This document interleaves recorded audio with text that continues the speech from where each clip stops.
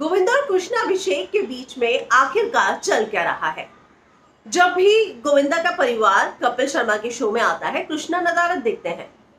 सुनीता जो कि गोविंदा की पत्नी है, वो आगे आई और उन्होंने कहा कि मेरे पति ने निजी बातों को कभी भी पब्लिक प्लेटफॉर्म पर बात ना करने का एक जो निश्चय लिया है, उसको जो है मैं रिस्पेक्ट करती हूँ। वो उन्होंने अपना वो डिग्निफाइड रूप जो है हमेशा दिखाया है। लेकिन कृष्णा को लेकर उन्होंने बताया कि अगर मेरी सास के निधन के बाद हमने उसे निकाल दिया होता, वो हमने उसे पाल पोस कर बड़ा किया है, ये सारी बातों का जिक्र सुनीता ने किया।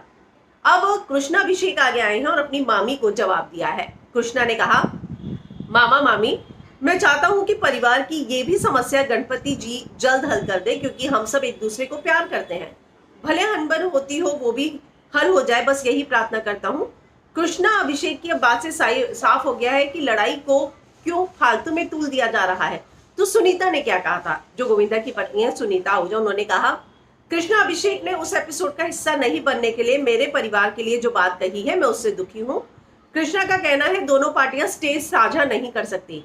अगर आपको याद हो तो गोविंदा ने अपने बयान में यह साफ जाहिर किया था कि वो निजी मामलों को पब्लिक में नहीं लाएंगे। गोविंदा अपनी बात पर कायम है। मैं वापस दोहराना चाहती हूं कि हम एक दूरी बनाए रखना चाहते हैं, लेकिन अब इस बात जो है हद हो गई है, जहां इस पर अब मुझे लगा कि बात करना जरूरी है। सुनीता ने यह भी कहा कि कृष्णा पब्लिसिटी के लिए ये सब कुछ करते हैं। हम जब भी शो में आते हैं तो वो पब्लिसिटी के लिए हमारे बारे में कुछ ना कुछ कहते हैं। ये सब बातें करके क्या फायदा है? घर के निजी मामलों को पब्लिक में लाने का मतलब क्या है?